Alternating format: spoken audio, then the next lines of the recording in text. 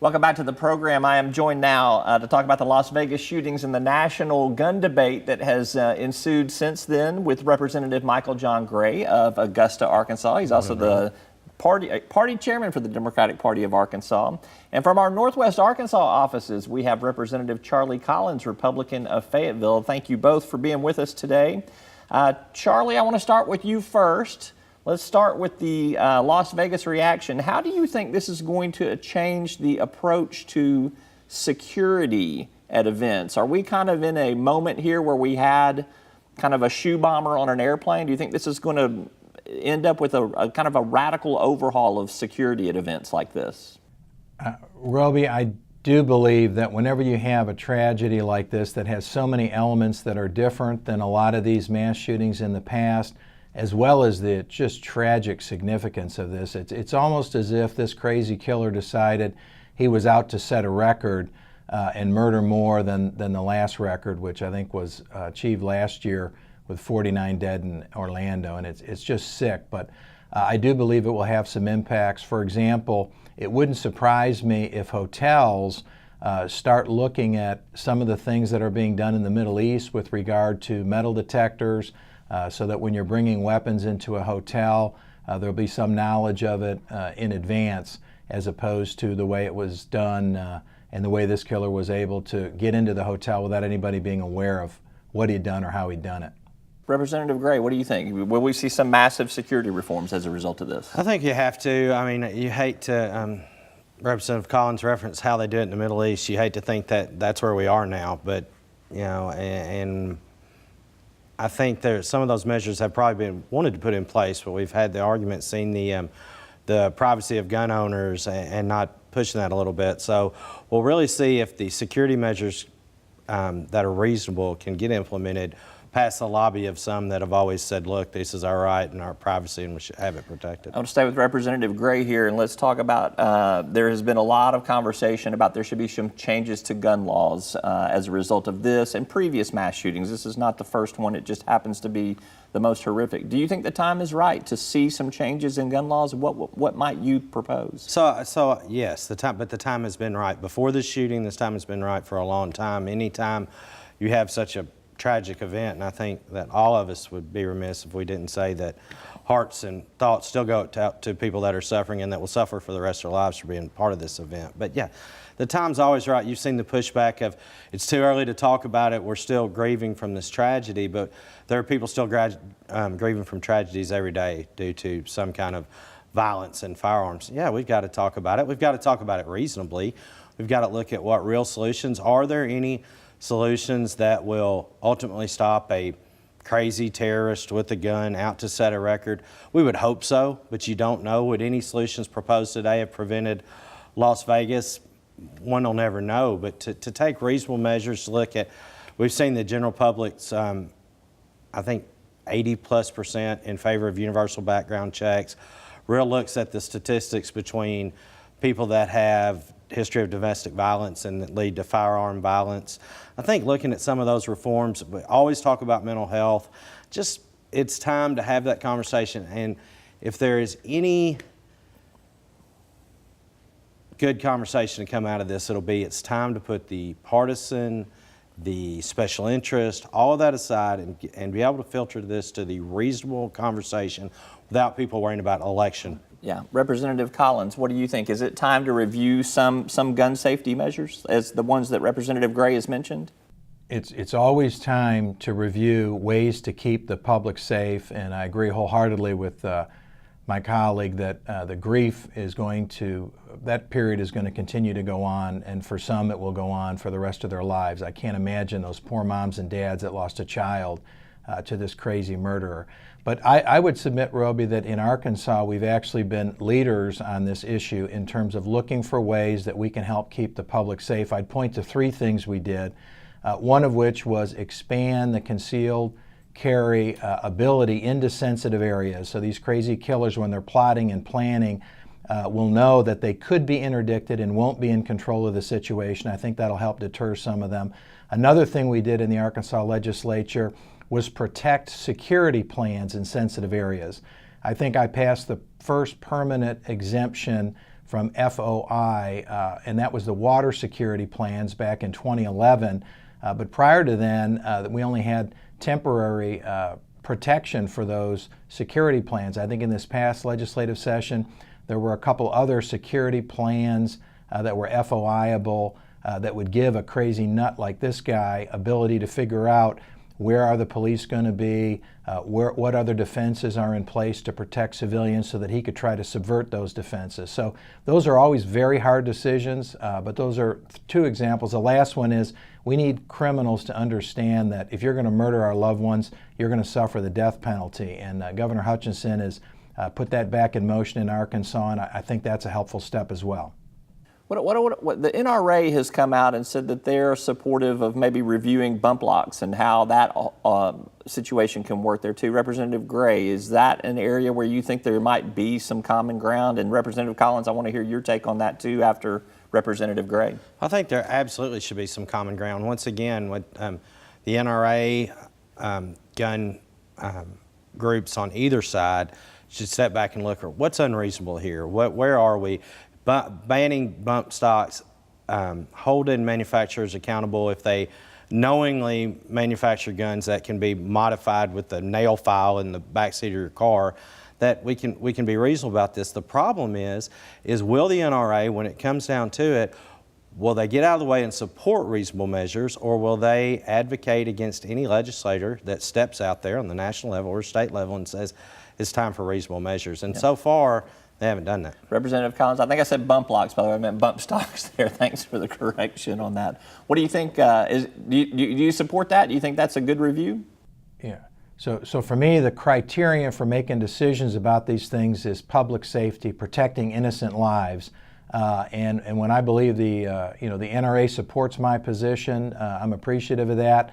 But that hasn't stopped me from advocating for bills and voting for bills. For example, Senate Bill 724, I actually presented it from the floor of the House as I was receiving a lot of emails from NRA members that were not in support of it. But I thought that having, for example, snipers in the Arkansas football stadium was the kind of security measure that the university was considering that would ensure we were going to be protected, and then to give them the authority to make some decisions on expanded concealed carry.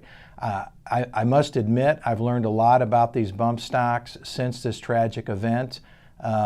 It seems I'm struggling to find some other productive use for a bump stock besides facilitating this kind of horror. I haven't heard of a productive use yet. I do know that when it comes to things like automatic weapons, there are different levels of approvals that are needed, and my gut reaction is, since that's what a bump stock does, it ought to have the same kind of approval process that you would need to get approval for an automatic weapon. But I'm going to need to learn more before I can have a firm position. All right, last question here on guns here with you, Representative Collins first. Is an A+ rating from the NRA, is that more important than the policy itself? It seems we heard a lot of conversation about this in the last legislative session. Yeah, there aren't many A+ ratings in Arkansas. I think there are 3 elected officials that have an A+ rating as of the most recent ratings that I'm aware of, and I'm proud to have an A+ rating. But my decision-making process when it comes to things like guns and lots of other subjects starts with public safety. That's actually what I believe, my first duty to my constituents is to help keep them safe. So this process of concealed carry on campus has been all about public safety and protecting our loved ones. This horror in Las Vegas was not new. These have been going on and on education locations on an approximate monthly basis for decades. Obviously not nearly this many people involved. Not every shooting on a college campus is one of these crazy killers, but this is not new. And so when I first proposed that in 2010, it was to help keep people safe. That was the driver for it, and that's my primary consideration. All right, Representative Gray, we've got about 45 seconds here. Is an A+ rating from the NRA, does that drive policy decisions at the state legislature? Yeah, I feel like it does. So I don't have an A+ rating because I voted against telling an employer that he had to allow employees to bring guns on his property. I voted against turning our Little League baseball games and city parks into Dodge City, and I am opposed, like I think most mom and dads are there, to just wide open carry wherever it goes. So for that reason, I don't have an A+, and I think the A+ coupled with the endorsement definitely drives some policy decisions. All right, we got to end the show here, guys, but if you guys will agree to stick around, we'll do a web extra if you guys will do that. So I appreciate you being here. Representative Michael John Gray, Representative Charlie Collins, thank you very much. That is all for today's Talk Business and Politics. Thanks for watching. I'm Roby Brock. We'll see you next time. And welcome to this Talk Business and Politics Web Extra. I'm Roby Brock. We're with Representative Michael John Gray, who is the chairman of the Democratic Party of Arkansas, and Republican Representative Charlie Collins from our Northwest Arkansas offices in Springdale. Representative Gray, I'll come to you first on this. Let's talk about the General Improvement Fund controversy. You have called for the state police as well as the Attorney General to investigate. Supreme Court ruled it unconstitutional this week. There certainly is a lot to explore here, but the FBI is investigating. Why is that?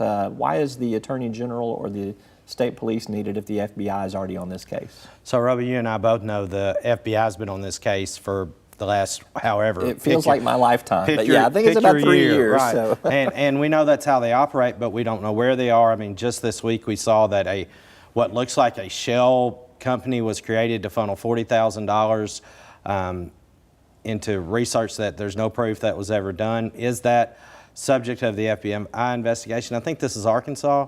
We should we should police ourselves a little bit. I think the governor and the Attorney General could direct some real investigation and say, we're going to clean this up, not just take away legislative GIF and give GIF to the governor. I understand that we don't want this anymore, so that's how we cleaned it up. But there's some real things that went wrong, and it should be bipartisan. We should take a real look at it. And the point is, general improvement funds in their purest sense are needed for rural communities. A real focus on quality of life in communities. We talk a lot about economic development. Well, we've got to have community development. Little Rock has 16 state legislators. Dermot has 1. So if there's a food pantry or a Little League baseball program or a community theater in Dermot, Arkansas, they're not going to have that legislative force that Pulaski County is going to have. So that's what general improvement was for. It wasn't for a legislator in Northwest Arkansas to send money to a somewhat, at best, sketchy organization in Saline County. It's for them to help the communities they are. So we should really take a look at what was really being done with this. And we ought to do it in-house. We don't need the feds doing it for us. Same question to you, Representative Collins. Does the state police, does the Attorney General need to get on the ball on this? With regard to law enforcement, Roby, and whose jurisdiction is where, I don't understand the particulars there. As you mentioned, the FBI is doing their work, so if that's the way to do it, that makes sense. If there's some other way to do it, I'm wide open to it. Obviously, getting to accuracy here and correcting any problems is essential. Frankly, I think the GIF approach basically was going away, starting with Governor Hutchinson's declaration that he was not going to support it. And as we've seen more information come out, to me, I think we're moving away from there. I think there's a consensus to move away from there. And my hope would be that if we're not going to be spending the money, that this is an opportunity to couple with the task force that is looking at our tax code to be able to ramp up the tax reduction plan. And I'm optimistic that a consensus will be building to increase our tax cuts because the only way to keep government 100% sure government is not going to spend the money unwisely, let alone inappropriately, is to allow taxpayers to keep the money in their pocket. And so if we're saying we don't need to spend the money this way, this is a great opportunity to look at how do we reduce our tax rates further and let hardworking Arkansans keep more of their own money rather than sending it to Little Rock. Look at that. Representative Collins has turned this into a tax reform debate there. How impressive is that? Is general improvement funds, do you think that it is dead, Representative Collins? Do you think that we will not see this in the future legislature? Again, Roby, what I've seen in news reports and reading in the newspaper is enough for me to say that this probably, from a future moving forward standpoint, is not a wise way for us to go. And I am a big supporter of tax cuts, and that's always been part of the discussion in the legislature. What can we do to get a consensus around spending that can go away? We had that in 2013, for example, with uncompensated care to hospitals. When we passed the private option, there was a consensus we could cut over $100 million from the Arkansas budget. We were able to convert that into tax cuts to let hardworking Arkansans keep more of their money. To me, that's what we're looking at here, is an opportunity to say, let's move away from some spending and let's cut taxes so Arkansans can keep more of their own money. He's a messaging machine, Michael John Gray. He is. Let's talk about, do you think general improvement funds, is it dead? And are you okay if this investigation that you're pushing for snares some Democrats in the process? Absolutely. Yeah, absolutely. This should be no partisan lens there. If there were legislators on either side of the aisle, any party utilizing general improvement funds that were meant to improve the communities that they represent, to line their own pockets, I don't care what party they're in, they should be held accountable for it, period. Now, to whether general improvement funds go away, I think the current system should go away. So we can all applaud the governor for ending the program, but the cow is out of the barn, so we've still got to clean up the mess. So get credit for shutting the door, but you got to get him back in there a little bit. And so Representative Collins is very artful in how he can move to tax cuts or somehow support the private option. I just think I heard him do that. But there are communities in Arkansas that do not have the tax base, that have a small group of people that are hit up every day to help fund community programs. And if we don't come up with some kind of system that can say, if there is money available, then these rural communities would have an opportunity to improve the quality of their communities and the lives of the people that live there. If we don't do that, if we just, right now, we ended legislative GIF. The governor still has general improvement. If a legislator from rural Arkansas doesn't have a way to help directly improve his community with state funds, I think that's a problem. Have a board, have a review, have independent commissions, but make it available to rural communities. All right, can't let either one of y'all go without this. Representative Gray first. You guys got a candidate for governor to challenge the governor yet on the Democratic side? There are definitely people talking about it. Nobody ready to put their name out there yet. All right, Representative Collins, are we going to see a primary with Jan Morgan challenging Governor Asa Hutchinson? Obviously, the beauty of a free country is anybody is allowed to run for any office they choose. I am a staunch, strong, and immovable supporter of Governor Hutchinson. I think he's a wonderful conservative and doing a fantastic job as governor.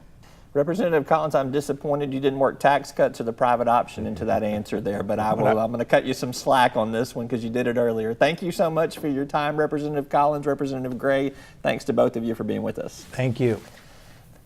That is all for this Talk Business and Politics Web Extra. I'm Roby Brock. Thanks for watching.